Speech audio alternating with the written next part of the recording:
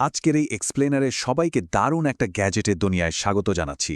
আজ আমরা কথা বলবো এমন একটা ডিভাইস নিয়ে যা প্রফেশনালদের জন্য আক্ষরিক অর্থেই একটা power house. HP EliteBook 840 G10। কাজের ক্ষেত্রে যাদের অবিশ্বাস্য স্পিড, টপ নচ সিকিউরিটি এবং চমৎকার ফিজিক্যাল ডিজাইনের দরকার, তাদের জন্য এই ল্যাপটপটি একদম পারফেক্ট একটা মাস্টারপিস।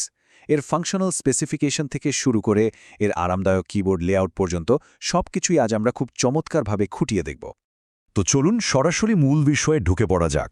বর্তমান সময়ের অন্যতম সেরা প্রিমিয়াম বিজনেস ল্যাপটপ, এই কথাটা কিন্তু কেবল একটা চটকদার মার্কেটিং স্লোগান নয়। কর্পোরেট দুনিয়ায় এটা আসলেই নিজেকে প্রমাণ করেছে। এলিট ক্লাস ডিজাইন আর পারফরম্যান্সের একটা পারফেক্ট ব্লেন্ডিং আছে এই মেশিনটাতে। আজকের এই পুরো বিশ্লেষণটিকে খুব সুন্দরভাবে 5টি ধাপে সাজানো হয়েছে।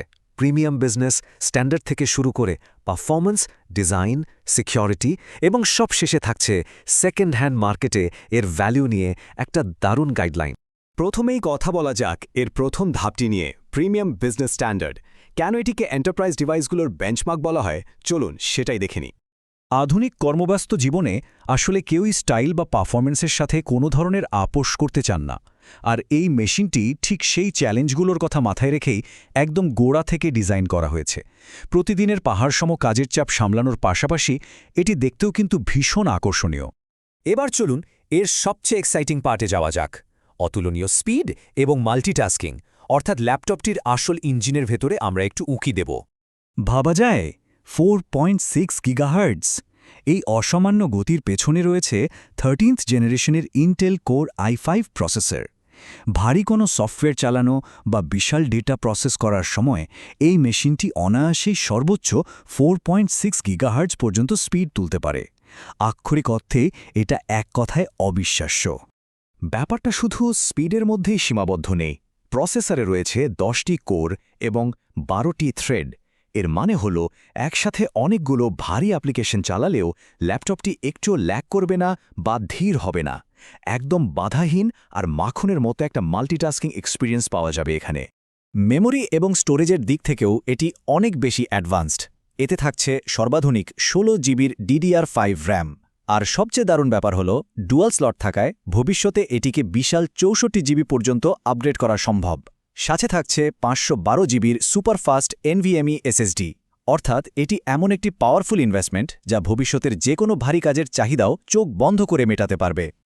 ভেতরে শক্তিশালী ইঞ্জিনের কথা তো জানলাম, এবার নজর দেওয়া যাক এর বাইরের সৌন্দর্য এবং ফাংশনাল ফিজিক্যাল ডিজাইনের দিকে। এই জায়গাটা বেশ ইন্টারেস্টিং।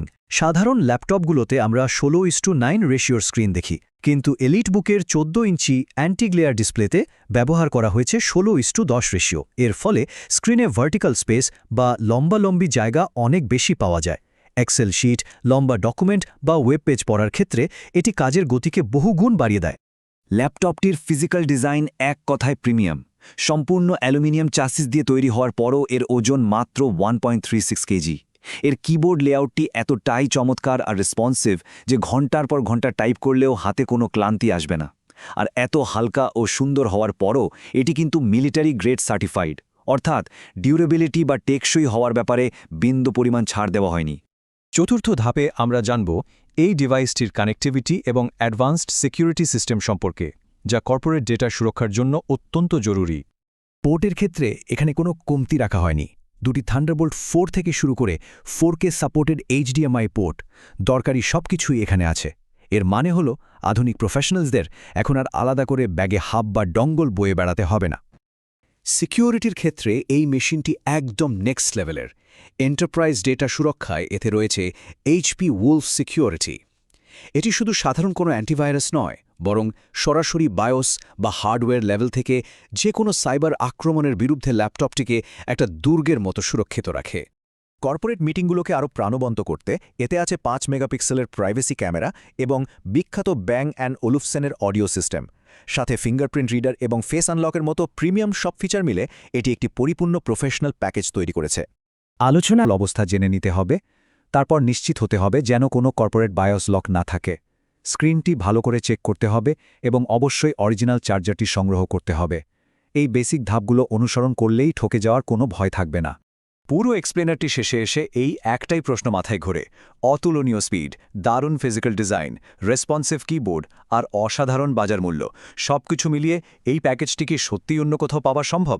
এই প্রশ্নের উত্তর খোঁজার দায়িত্বটা বরং দর্শকদের উপরই ছেড়ে দিচ্ছি। আজকের মতো আমাদের এই বিশ্লেষণটি এখানেই শেষ হচ্ছে। নতুন কোনো দারুণ টপিক নিয়ে আবারও কথা হবে।